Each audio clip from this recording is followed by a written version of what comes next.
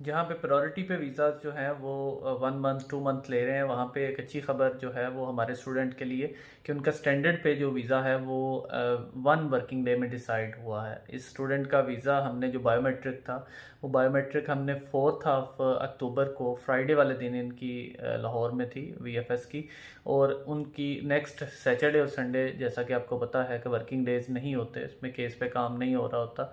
तो जब मंडे हुआ 7th, तो 7th की इनका केस डिसाइड हो गया, और इनको जो है वो कल BRP की ईमेल रिसीव हो गई। और जब कल इनको BRP की ईमेल रिसीव हुई तो आज इवन दो उनको पासपोर्ट कलेक्शन भी आ गया है, और BRP के ऊपर इनका जो टाइम स्केल है वो 7th को केस डिसाइड हुआ है। तो आपको पता है जब केस डिसाइड होता है तो उसके बाद 2-3 दिन में BRP आता है, तो इसका 1 वर्किंग डे में, सेम डे जिस दिन वीज़ा ऑफिसर ने देखा उसने केस डिसाइड करके इनका वीज़ा ग्रांट कर दिया। अब इन्होंने पासपोर्ट कलेक्शन के लिए भी चले गए हैं, पासपोर्ट कलेक्ट भी इन्होंने कर लिया है। तो ये इतना स्पीडीली स्टैंडर्ड सर्विस पे ये आया है। अब ये काफ़ी सारे स्टूडेंट्स का स्टैंडर्ड पे इसी तरह से वीज़ाज आते हैं, तो उसमें कोई ऐसा इशू वाली बात नहीं है। उनकी जो है वो केसेस प्रोसेस हो जाते हैं। चूँकि सबका ध्यान प्रायोरिटी की तरफ है, प्रायोरिटी की तरफ जाना है, प्रायोरिटी में आपका केसेस जल्दी हो जाएंगे, तो ये थोड़ा उल्ट हो गया काम। उल्ट इस तरह से हो गया कि प्रायोरिटी जो है वो स्टैंडर्ड की तरह रोल रही है, और स्टैंडर्ड जो है वो प्रायोरिटी की तरह डील हो रही है। और फिर NSF की ईमेल जो बिला तुक्का और सबको आई जा रही है, उसकी वजह से भी ये फैक्टर्स मौजूद हैं।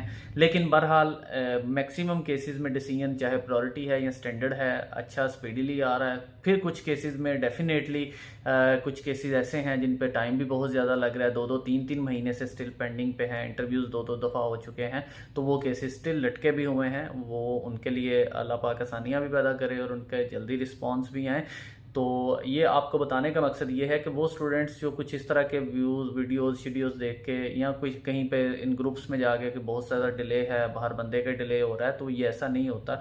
बहुत कम नंबर्स में डिले होता है, और बहुत मेजर नंबर में वीज़ा डिसीजन इन टाइम आ रहे हैं, जल्दी आ रहे हैं। यानी ये स्टैंडर्ड पे इनको ऑफिशियली 21 दिन में देना था वीज़ा, लेकिन उन्होंने 1 दिन में और सारा प्रोसेस 1 वीक में कंप्लीट कर दिया।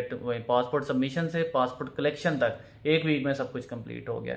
तो ये आप पॉजिटिव होप रखें, अपने वीज़ाज अप्लाई करें इन टाइम पे। अपने कंसल्टेंट की जो है वो उसमें विल ज़रूर शामिल रखें कि वो क्या चाहता है, किस स्टैंडर्ड सर्विस पे लेके जाना चाह रहा है, क्योंकि उसको आपसे ज़्यादा पता होता है, उसको मार्केट में न्यूज़ का पता होता है, उसके पास नंबर ऑफ़ केसेस होते हैं, तो वो आपको अच्छे तरीके से हैंडल कर सकता है। बाकी आपका अगर कोई क्वेश्चन हो तो आप ज़रूर हमसे पूछ सकते हैं। Thank you.